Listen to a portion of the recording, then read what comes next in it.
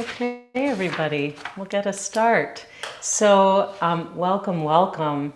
If you're just hopping on, I'm Cantor Lizzie Shammash. Welcome to Online Yoga Studio. Welcome if you're on Zoom or if you're on YouTube.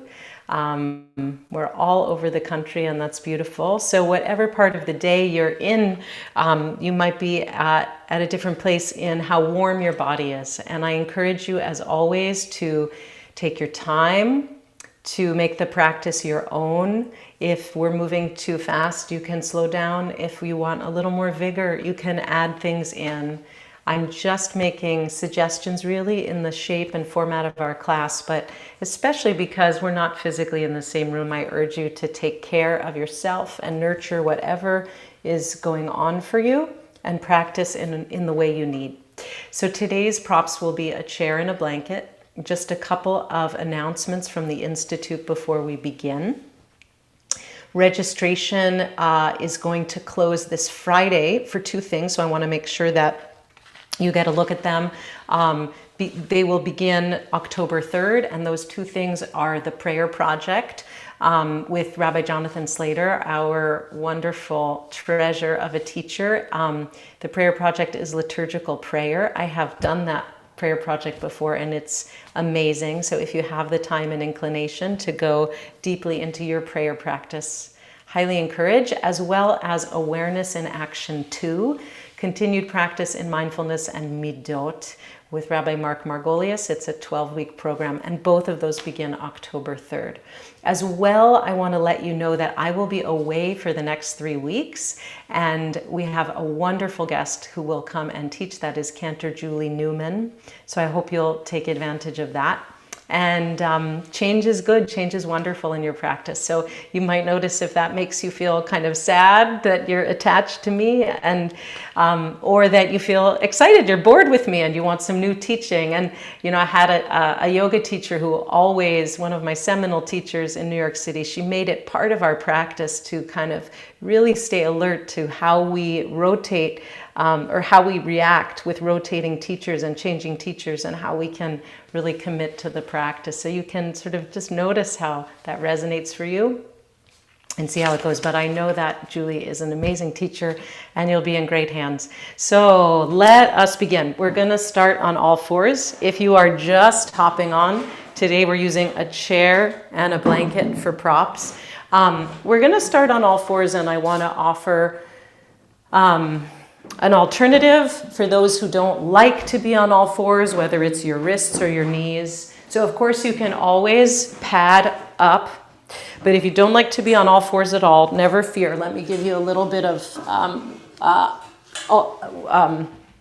how you can work with what we're about to do. So cat-cow you can do in the chair, right? And then we're going to do some little core work of extending opposite arm and leg. You could move to standing and do it that way rather than all fours. And then we're going to do a child pose, and you can take that in the chair, just folding forward. We're going to take it with some side bends, right? So that can happen in the chair. So those are your options if you don't want to be on all fours for our little warm-up. I wanted to explicitly give you those rather than just trying to do it verbally. So either way, whether you're taking your seat, your heart seat, your mind seat, on the floor or in the chair, we'll begin.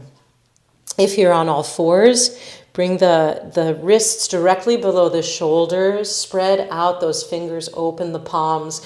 Really try to lift up out of the wrists, out of the hands, so you don't have too much pressure to the wrists. And knees also are directly below the hips. And just begin the little bit of arch and curl, cat and cow. As we inhale, dropping the belly, lifting the tailbone, widening the collarbones, maybe taking the gaze forward and up. And as we exhale, beginning to draw the navel to the spine, let the tailbone and head drop, nice C curve. Inhaling, lengthening, arching, even breath, even archway. And exhale, let the belly to the spine begin the movement. Let the mid-back dome up. Keep this going in your own breath a couple of times, just starting to wake up the spine. It's always a beautiful action. Can be a mini yoga practice of its own, either on all fours or in the chair. It's really refreshing to the spinal fluids, to the discs, and to your energy level as well.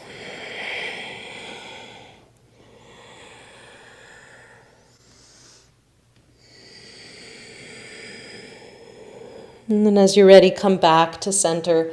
Sit it back for a moment. Extend the arms forward, just a brief child pose here.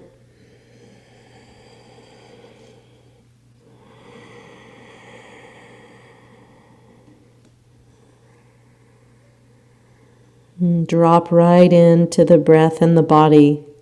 What do you notice? What do you sense? What is alive and moving?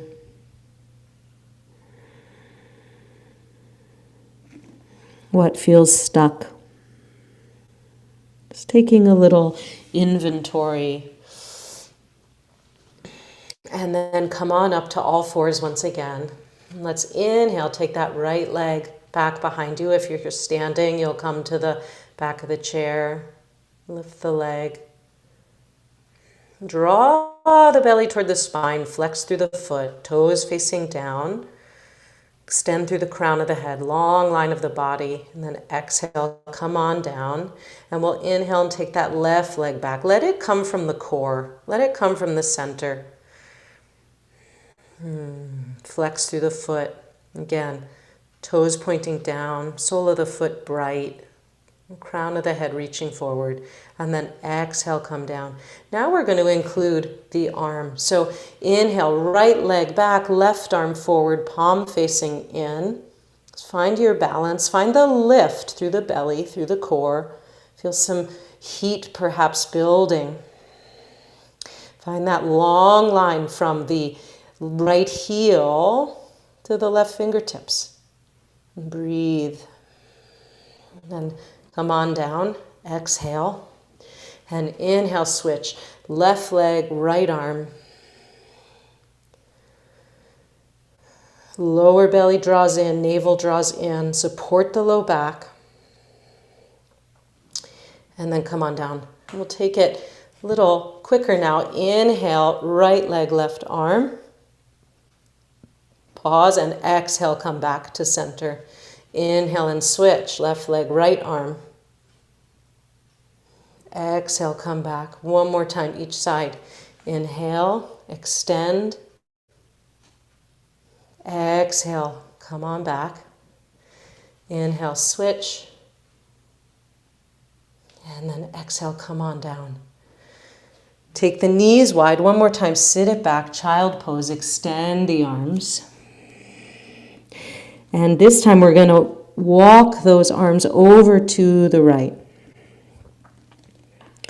Nice grip with the palm, with the finger pads, extending especially through that left arm, opening up the left side of the body.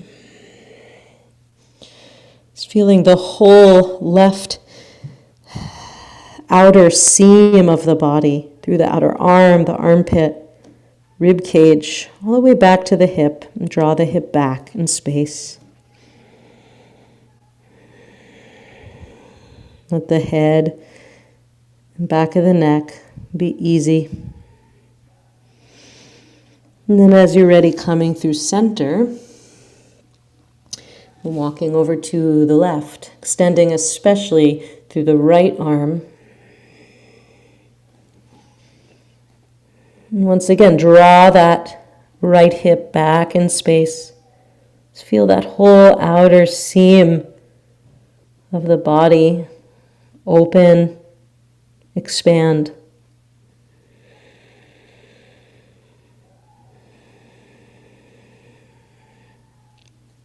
Just feeling the torso perhaps begin to wake up a little more, then come back through center. Walk both hands forward. Let the forehead be easy.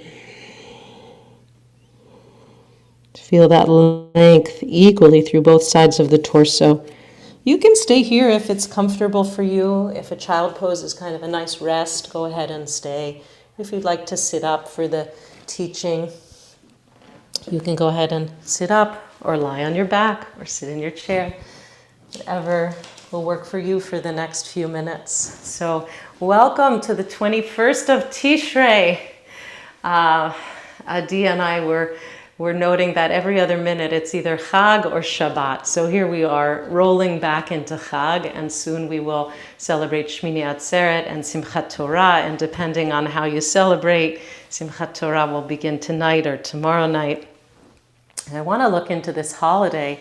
We're sort of continuing the expansion that we began to look at and experience through the beginning of Sukkot, moving into Zman Simchatenu, right? The time of our rejoicing, beginning to open back up. And last week we explored some expansion, and this continues, right? Simchat Torah has the same word in it, simcha, joy. So we're really calling up joy, and in fact, we're bumping it up even on Simchat Torah to include not just a little bit of body movement, but a lot of body movement, dancing with the Torahs.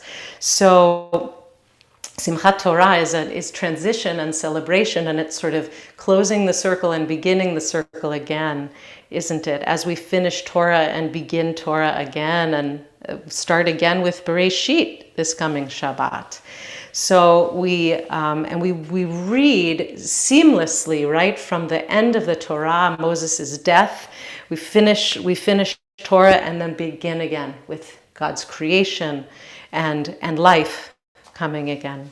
To this whole cycle.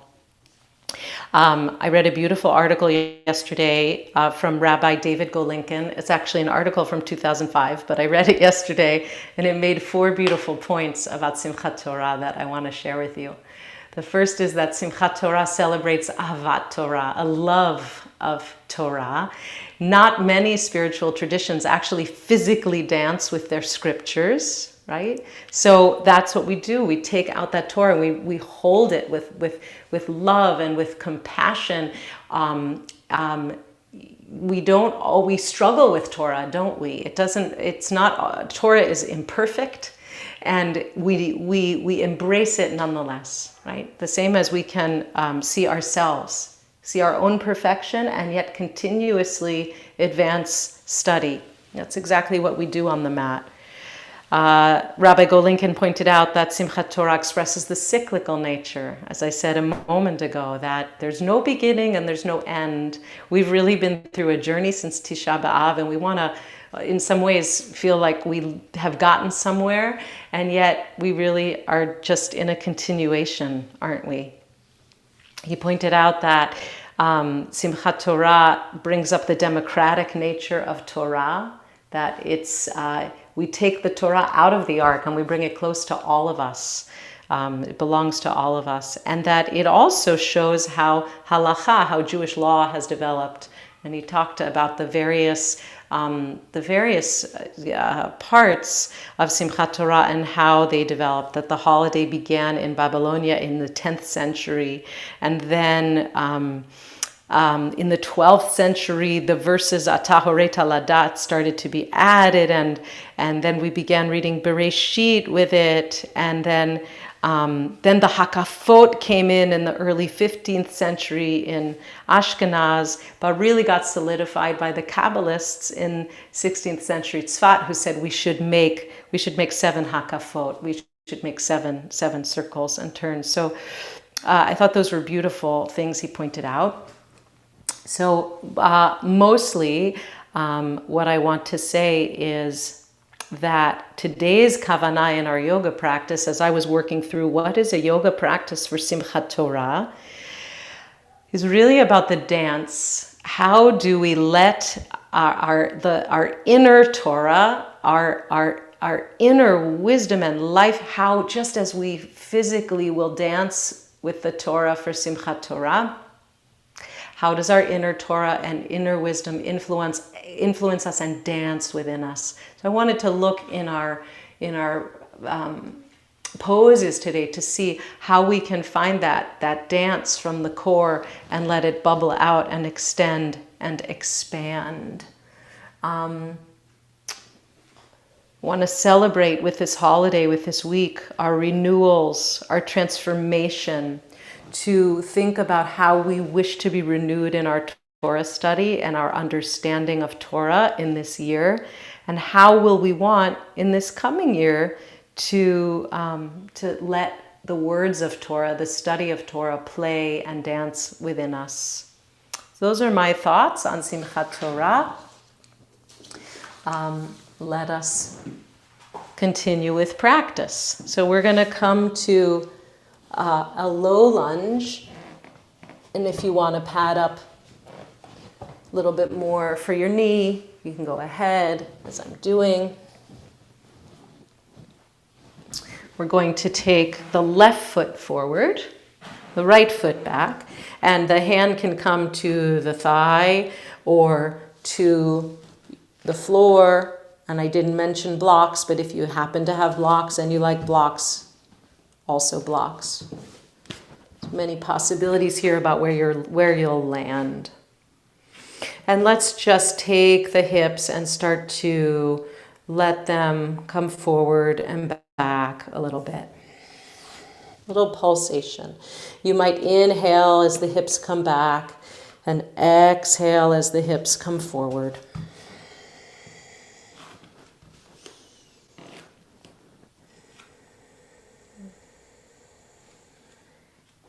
And again, draw the navel to the spine, extend the tailbone, make space for your low back. So it's not as much about how far we fall forward, but the integrity of the low back, the lift of the low abdomen as we find some sensation start to build through the thigh, through the hip flexor, and then tuck those back toes, if you like, and lift the heel.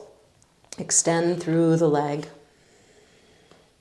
Now we're going to change the pattern of the breath, inhaling here in the lunge and exhaling as we pull the hips back, coming towards straight legs, inhaling forward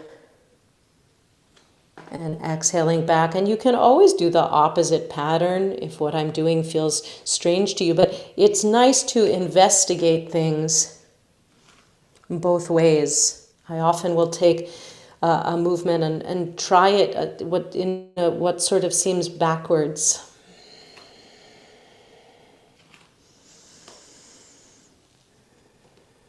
Staying open to different possibilities with the breath.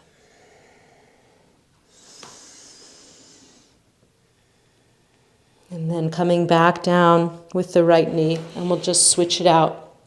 Taking the left knee back, bringing the right foot forward, and coming once again to this lunge.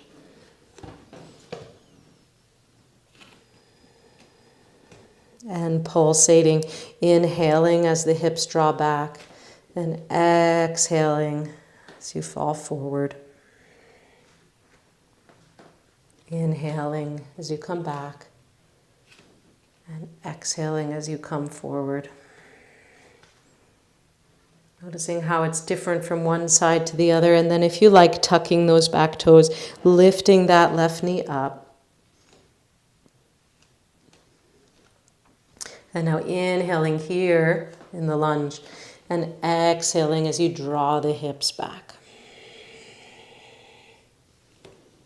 Inhaling forward and exhale as you draw back. Inhale forward, stay here. We're going to step the left foot forward to the right. That could be one step to get there, or it could be many little hops to get there. Folding over the legs. Let the knees be bent, little ragdoll. The head can be all the way hanging down, or if you prefer, take forearms to the thighs and extend through the spine. Right? If it's contraindicated for your head to go below your heart, you'll get in this sort of skier position, lengthening. If you have any issues with dizziness, you'll want to stay up here. So wherever you are, some kind of little rag doll. And then as you're ready, take a nice inhale. And as you exhale, begin to roll up the spine, vertebra by vertebra. Coming on up. Take your time, real slow. Know where to go. Find that dance of lifting vertebra by vertebra, stacking the spine, and coming on up to stand. Give the shoulders a little roll once you arrive, a little shake out. And find mountain pose. Feet can be together or hip width apart.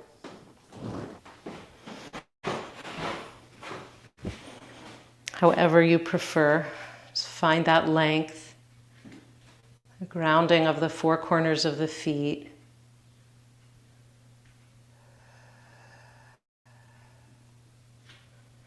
Length of the tailbone.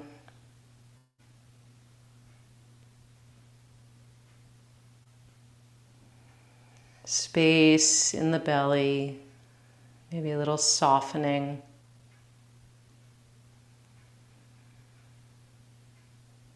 Width across the chest. Length through the back of the neck, through the crown of the head. And soft eyes. Just feeling life pulsing through you in this moment.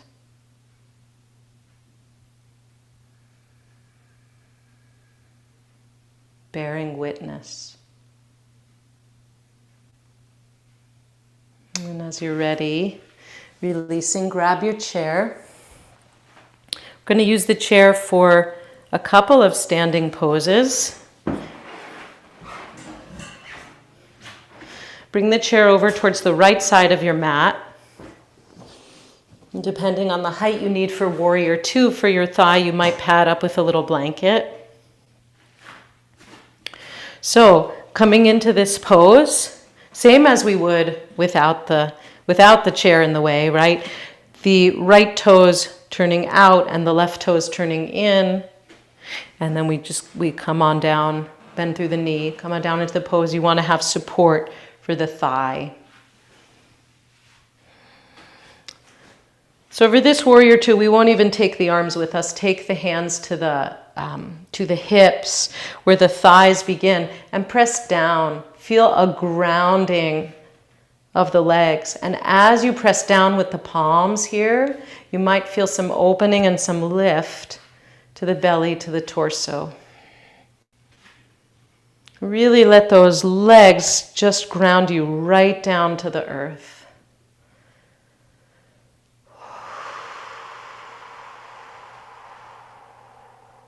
And then if you like, take the gaze over the right shoulder and extend through the arms, if you like. Fingers extended with really some heft to the arms, some weight, feeling like you're pushing down onto something, maybe two giant beach balls or something, so that you engage under the shoulders. Engage the shoulder blades. And then release the hands. Come on up, and we'll take it to the other side. So, shifting the chair over. Right toes turning in, left toes turning out. Coming on into warrior two on the other side. So again, just like standing, the front heel bisects the back arch. And then take the hands once again to the very top of the thigh on each side. Press down, press firmly down with the palms. Let those legs find your grounding.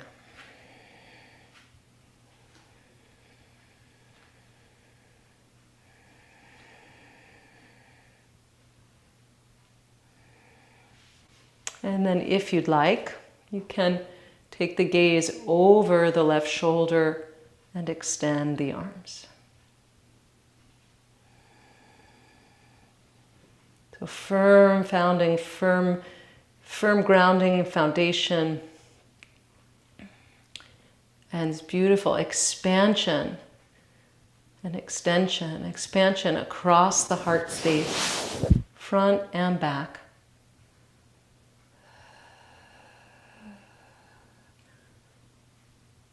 Just settle into that dance of the down with the legs and the up through the crown and the out through the fingertips. Beautiful. And then release. And we'll take it to the other side once again and add on. So warrior two to the right. And from here we're going to move into side angle. So a few options here. You can just bring the forearm down to the thigh. Take the back arm to the hip. And stay here. And look straight ahead. Beautiful, beautiful option for this pose. If you like, you can extend the upper arm. If you like, you can come down a little further if that works in your body. Take palm to the floor or to the chair. Right? But we don't want to ever do that if it compromises, if we're going to get crunched in that right hip, right?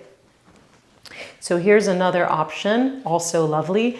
If you have the forearm either on the thigh or on the chair, you can begin to twist open the upper body and take the back hand to the back of the chair so that you really use the chair to start to end the arm or the elbow to open. All right, so find your way into side angle as works for you today.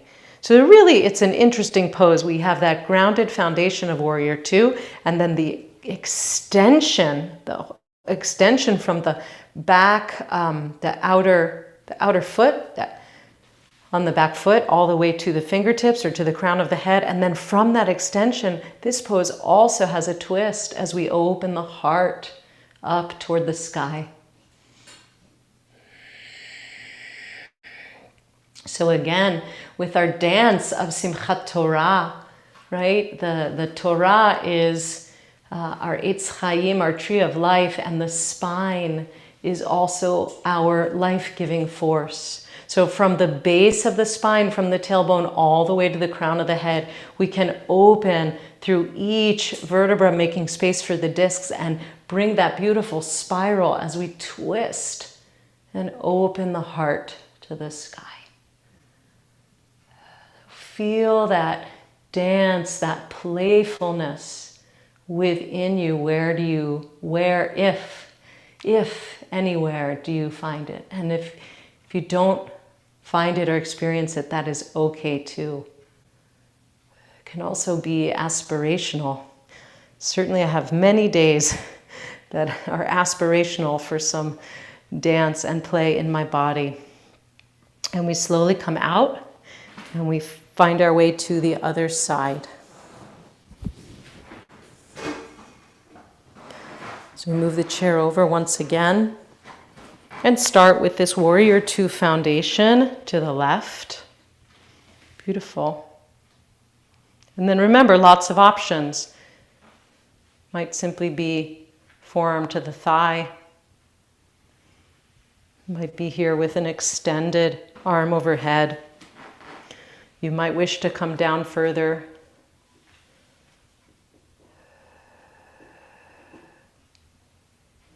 You might wish to take that back hand to the back of the chair and start to open and twist up toward the sky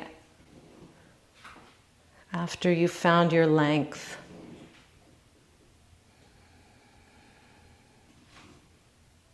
So the chair is a beautiful tool. As we're going to read in Bereshit this coming Shabbat, Adam needed an ezer kenegdo, somebody to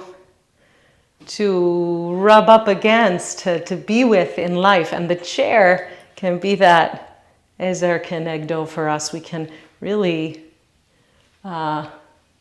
gain so much from the knowledge that we find through using the chair. knowledge and opening in the body. And then as you're ready, take your time. Come on out. And we'll come up and we'll find Tadasana once again. And if you like, you can place the back of your body against the back of the chair and take the hands behind you with the palms facing forward and open up in this mountain pose variation.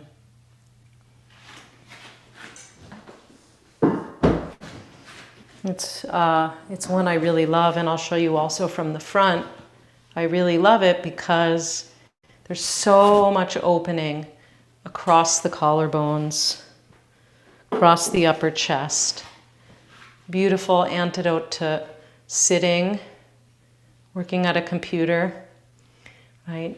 So another mini yoga practice is just to get up from your desk, get up from your computer every now and then, and turn around and come and stand this way at your chair. So letting those few standing poses, warrior two and the extended side angle, root within the nervous system. And see what information you're receiving. How does the body feel any different?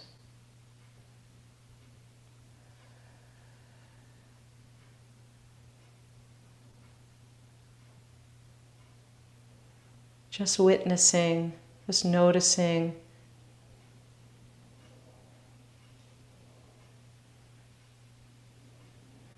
The play of the musculoskeletal system, the dance of energy within the body as we move into these shapes.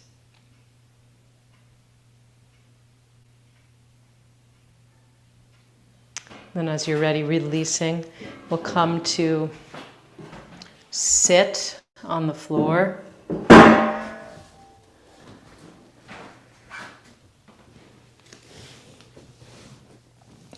Take your blanket for some height. You might want to fold it again. We're going to take an easy forward fold.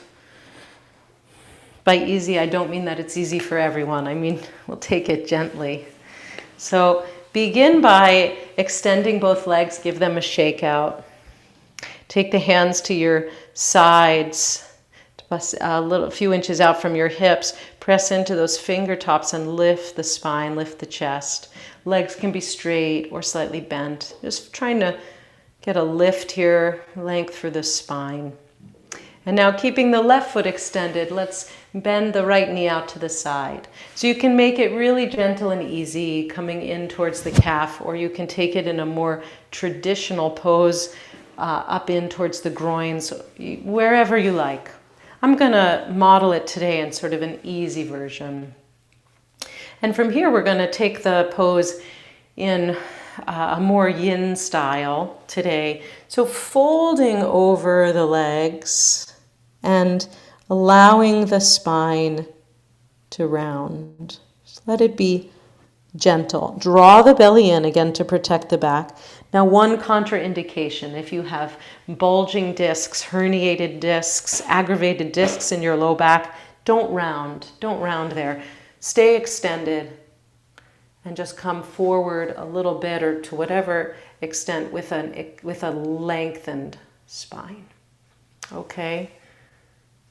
And otherwise, if it feels okay for you, you'll take it with a rounded spine, letting the head go.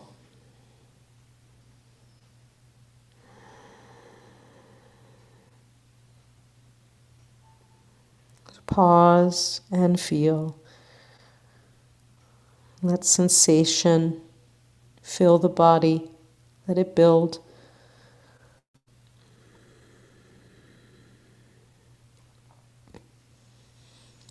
You might move in a little more deeply if the body allows. If the body allows.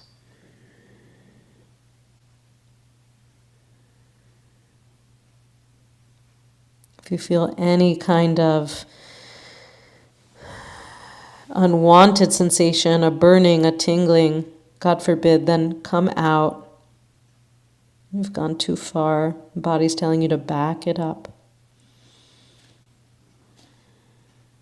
And then as you're ready, rolling on up, we'll change sides. So right leg extended and left knee out to the side.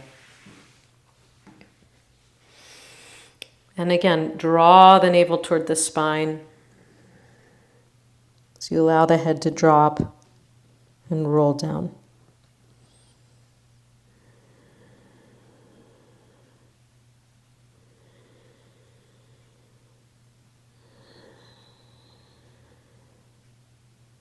Use that exhale to just let go.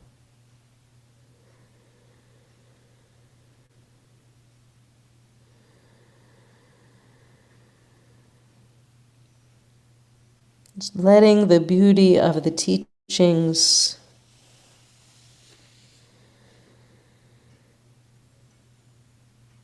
of Torah, of yoga, letting them just resonate and dance within.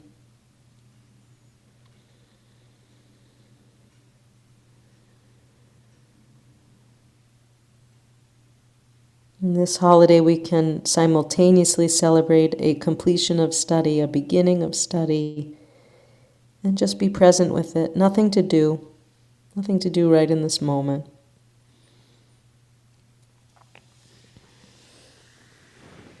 And as you're ready, roll it up. We're going to take an easy twist. Again, I'll give you a few options here, right? So one is to bring the right leg up with the left leg still extended, and just take the twist to the right. Second option, this would be the most generous to the low back, this option. Second option, you can cross the right leg over the left and bring up the twist. Third option, you can tuck the leg under. Take the hand, take the elbow to the other side. Right? So several options here. And go with the one that works for you. The first thing to do is to find some lift. Right? So we want to always find some length and expansion before we twist. Let's take a nice deep inhale here, wherever here is for you in your version of this pose. And then as we exhale, twisting to the right.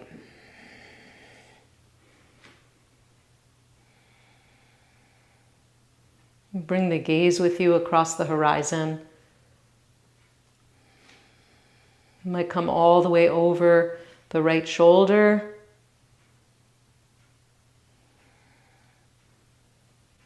Depending on your neck flexibility. So let this be a nice twist evenly through the spine.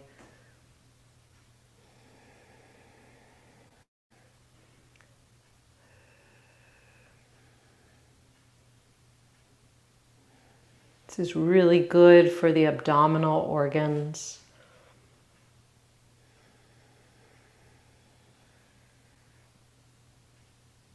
When we undo the twist, it brings more blood to them, more nourishment. As you're ready, release, take a counter twist to the left. Open it up, and then we'll switch sides. So whichever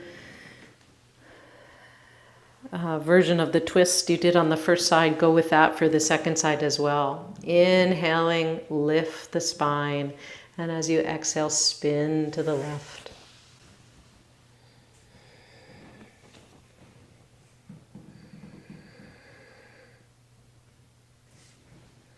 Notice how it's going for you on the second side. Stay attuned to any micro adjustments you might need to make, right?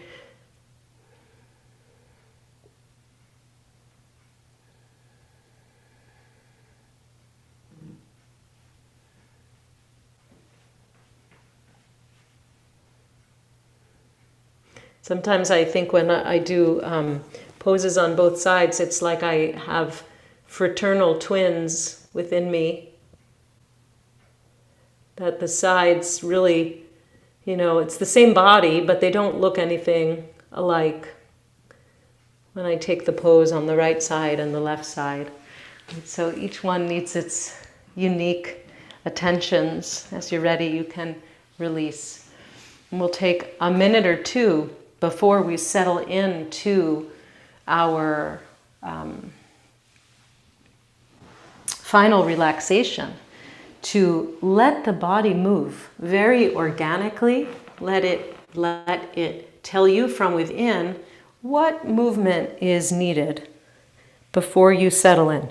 That could be standing, it could be lying, it could be sitting. Just taking a few minutes to let your internal Torah guide you. Let it speak to you. Whether it's postures that we recognize as yoga, postures traditionally, whether it's simply stretches that the body is calling for, or something entirely improvised.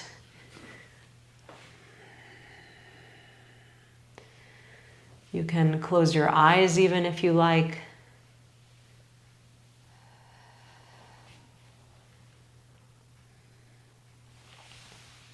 Nobody is watching you. Can just be free, unencumbered. Let that creativity dance and move as it needs to.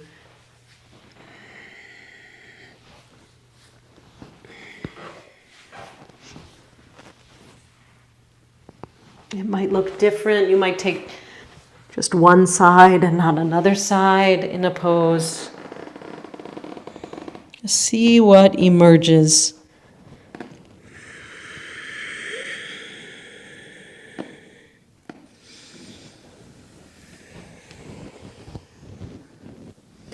Your own personal midrash.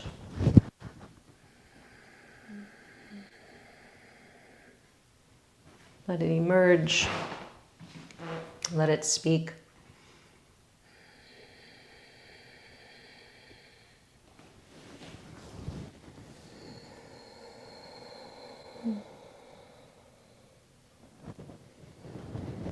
And as you're ready, begin to wind down.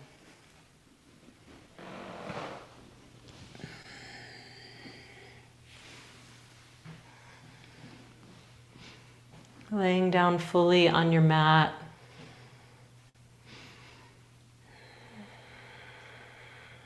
Maybe with the knees bent and the soles of the feet on the floor, or the lower legs to the chair, or the legs fully extended.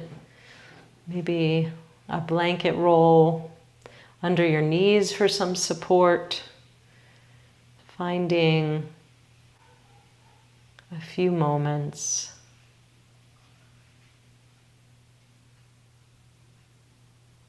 without movement.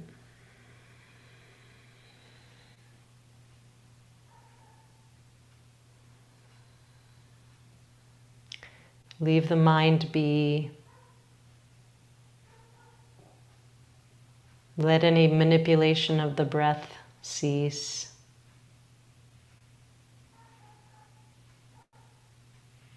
Allow the palms to face up. Allow the eyes to close if that feels safe and comfortable for you.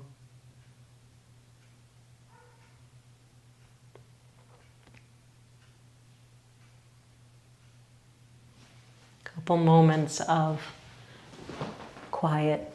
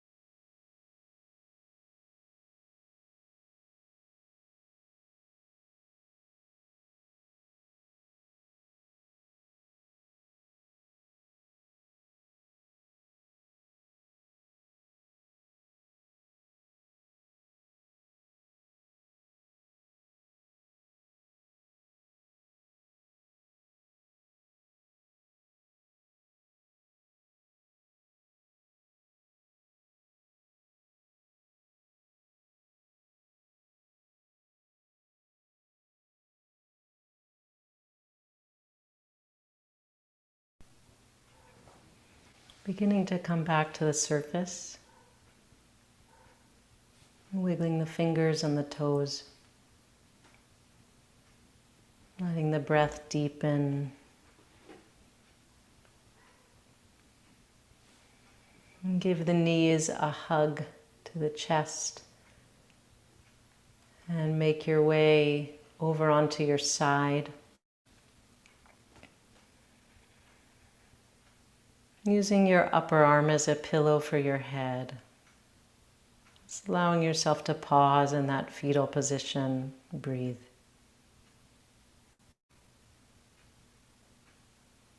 What is alive? What is at play? What is dancing within?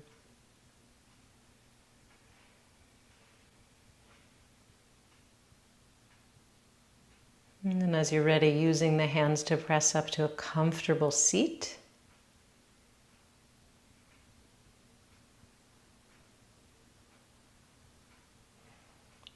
Tall spine, expansive heart. The last letter of Torah is Lamed, and the first letter of Torah is Bet, which spells Lev, the heart. May this Simchat Torah resonate in your heart. May Torah at this time, as we begin the new cycle, so rich. May Torah fill you. May Torah dance within you as you dance with the Torah. And may Torah fill your heart and resonate for you in known and expected and also totally unknown, totally unexpected ways in this coming year. All aspects of Torah, all layers of Torah, may they resonate for you. Taking a nice deep inhale and a full exhale as we close out our practice.